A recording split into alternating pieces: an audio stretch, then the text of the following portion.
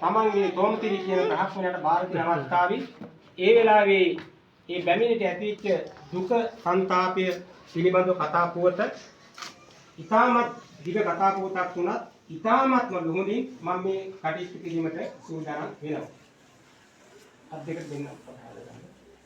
ඔක්කාක නම් රජ කල සක් බ්‍රහ්මයයි නම් කල නායක බමුණු කුල තමයි බ්‍රහ්මාභිෂේකයේ මුල.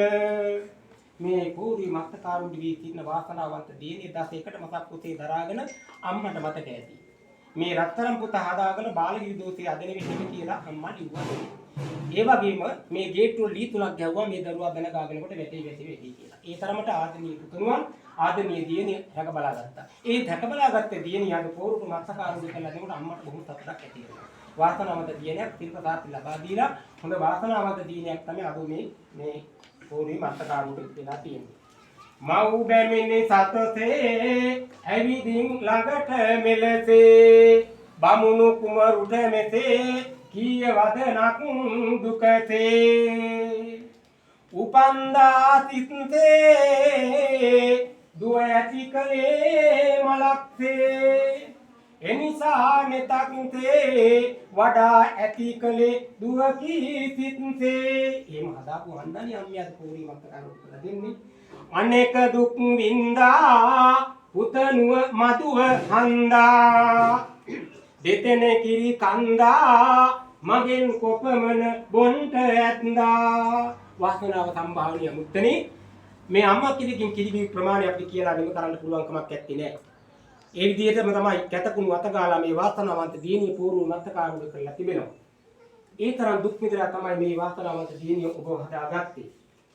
මව් තුමනි දුවහට නොබේ දෙද තෙලේ කිරි කොට එව් ගණනක් මට වහා උත්තර පියන් දිගතින කොච්චරක් කිරි පෙව්වද කියලා අහනවා මේ බෑන බලන්නකො.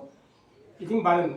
දුවට දුන් කිරි නම් මනලක් නෑනේ මම නම් පුතුණුවනි එබැවින් ගණන කෙලසක කියන්ද මං යෝ කිරි ගන්න පාටවත් කියන්න පුළුවන් ද අම්මේ කිරි ගන්න කියන්න පුළුවන් කමක් නැත්තේ නෑ. මව්පියවරුන්ට දරු දුකට සමවන්නට උපමා කියන්නට දෙයක් ඇන්දයි කියමා හට එහෙම කිරිවල ගාන කියන්නත් බැරි නම් අම්මේ උපමාවක් කියන්න බැයිද කියනවා. දත එකඩ මත සරි දුවට දුන් කිරි සරි කච්චියක් රෙදි සරි හෙලෙන්නට ඇති දුවට දුන් කිරි. තා විනාඩි 2යි. තා විනාඩි කීයද? 2යි.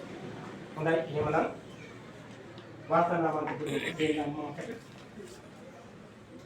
රන්නේ පුගත්තේ මී පිට තියා සිත්තේ දුවට දුන් සිත්තේ කිරි කඩ හේල දුන් සත්තේ